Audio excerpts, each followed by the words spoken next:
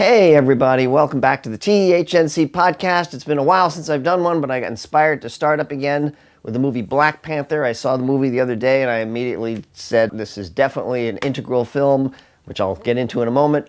Probably a masterpiece, one of the most radical films I've ever seen out of a major studio, and I stand by that, and I want to kind of defend that a little bit, dig in a little bit. First thing that makes this an integral film, when we talk about an integral film, we're talking about films that are not only showing different stages of consciousness, but that are actually about the evolution of consciousness itself. And Black Panther, for sure, is consciously trying to create a new consciousness in the audience. There's a debate always that goes on whether the culture reflects the audience or whether it affects the audience. Do movies drive the culture or do they simply reflect the culture? And the truth is, it's both. It's both and. There's no either or. That's just black and white binary thinking.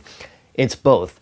Film and audiences co-evolve. That's a very important point. So therefore, when you're making media, you have a responsibility to actually try to depict things that help people to evolve rather than depicting things that force people to be more angry or hateful or mythic. So these are things that are very important as a creator. You have to keep that in mind. With that in mind, Black Panther, I think, is an extraordinary film. I think it's definitely integral, meaning it helps us to see other possibilities. It helps to expand the consciousness of the audience. It helps to expand the consciousness of the society, deliberately so.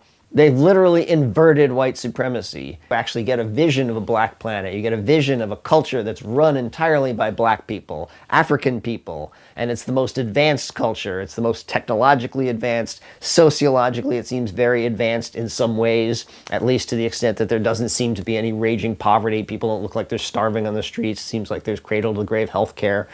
It is a monarchy. The essence here is that when you make a film, if you want to try to push forward the dialogue culturally within a popular work, you can only move so far at a time. Meaning, if you actually make a film whose center of gravity is pluralistic, social democratic, or socialist, then you're going to lose a lot of the audience. So by making it mythic at its core, meaning it's about kings and queens and that sort of mythic time, and there's a lot of tribal beats, and there's the fighting for the king, you know, all these things are mythic elements. So that makes it appeal to a more popular audience that's center of gravity mythic, because Marvel films are kind of mythic. They're heroes, good and bad. And then it integrates it, when we talk about integral films, it integrates the tribal African beats, the rhythms, that with some of the most modern technology. So not only is Wakanda the most advanced scientific place because they have this vibranium, but also even the music and the technology of the film. The film is filled with electronic music that uses African beats but is also modern and sort of cutting edge, so it's really fantastic that way. So that's one of the things that makes it so radical. Also, the fact that it's not only a black-dominated film, but essentially all black characters, but they're more advanced. Their view of women is more advanced. The women are the equals of the men. In many cases, they exceed the men. The women are the best fighters, other than T'Challa himself. T'Challa, using a Hebrew pronunciation, of course, T'Challa. But the women are the best fighters in this film. They're all the super badasses. They're the wise counsel. They're the mothers, the elders. So this just has a very egalitarian view of women and gender relationships as well, a healthy view. It's not that all the women are great and all the men are terrible. Everyone is awesome. Everyone is flawed. Everyone has problems. So it's a very subversive film in that way as well, showing that representation. And then there's a common term, fear of a black planet, from the Public Enemy album. And that's one of the things that white supremacists and people who are worried about, quote, white genocide, which just means the softening of white supremacy. This film actually shows you a representation of black supremacy and black planet, of what it could look like. And it shows you that there's nothing to be scared of. If people are evolved, the color of their skin doesn't matter whatsoever. It has to do with what the quality of the society they create. So in that sense, again, a very radical film. Reverend Wright, the much maligned Reverend Wright, who was Obama's main spiritual advisor in Chicago before he was forced to throw him under the bus in order to get elected president. But Wright is a very smart guy, and one of the things he said is, you can't become what you haven't seen. So Reverend Wright would bring in doctors and lawyers and scientists, black doctors and lawyers and scientists, into the church in the inner cities so that these young African-American kids could see these adults who they could look up to and say, oh, wow, I can grow up to be a scientist because here's a black scientist. I can grow up to be a lawyer. I can grow up to be a doctor. And to people in the inner cities, they never see that. They only have one view of what black people can be, and it's in the inner cities because they have a very limited view. Black Panther is actually showing what a world could look like if black people are in power. It's nothing to be scared of. If they're pluralistic, humane, well-meaning, well-intentioned people, there's no difference if they're black or white or any other color. So right away, by modeling a world in which black people are the most advanced civilization, not only black, but African black, most advanced civilization, they're making it something that now everyone who sees that film has seen that. One more thing that makes this film so radical is that it's Afrocentric. It's about Africa. It's about a country in Africa that was never colonized by European oppressors. They never suffered the violence and brutality, the torture and kidnapping and slavery and enslavement of all of their people. So I have a very close relationship with Africa. Part of me is African because I spent 5 years in Africa as a kid growing up. This shirt is an original Nigerian shirt that I inherited from my father. It dates back to the late 1970s. So I grew up in Africa, so I'm very sympathetic to that. And this one manages to integrate, again, we're talking integral film, it manages to integrate Africa and the best of Western technology. So you have electronic music, it's technology, it's forward thinking. They have the most advanced technology in Wakanda, but they're also very African. They're tribal. They have tribal beats and tribal rhythms. It's literally a completely black world except for 2 token whites. So there's, again, a subversive element, and then it literally flipped the script on a traditional Hollywood blockbuster because Hollywood is filled with films that are white supremacists without meaning to be. Everyone in them is white. Or there's maybe a black character. It's going to be the sidekick or maybe a villain. Those are the black characters you tend to see in films. White people maybe don't realize this, but it's hard to unsee it once you know it. And this film deliberately subverts that entirely. So you have the white sidekick, the Martin Freeman character, who's from best known as Bilbo Baggins in Hobbit movies and has been in lots of other things. Wonderful actor, sort of a nerdy kind of guy. Perfect character for a sidekick. Black sidekicks often are sort of figures that are beloved but a little bit ridiculous. They're never the most manly or macho or anything like that. And they give that exact character to Martin Freeman, who's playing a CIA agent, of all things. So that's the one white guy. The other is the character played by Andy Serkis, who played Golem. So somebody made the joke that there's 2 Tolkien whites in this film, because they both were in Tolkien movies. But Andy Serkis, who plays Golem, but plays this villain in this film, he's fantastic. He chews up the scenery. He's awesome.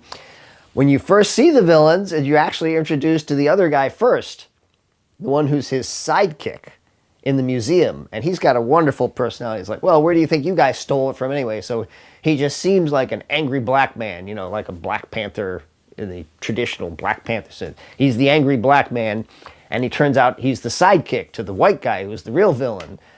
And that's established very early on, very solid. The black sidekick with the white villain who's the supervillain. And then guess what? We find out halfway through in a nice détournement that actually that supervillain is a patsy. The black guy used him to get ahead because the black guy's trained to use and dispose of people as he needs them in order to get ahead. At the same time, it uses that as a springboard into something quite pluralistic, that the villain's not really a villain. He's sociopathic, probably. He certainly seems that way, but there's a lot of compassion for him. He wants to free his people. He wants to liberate all the black people who've been oppressed and suppressed by this world of white supremacy for years, and he's very angry and bitter about Wakanda for suppressing the technology that they have that could have helped people.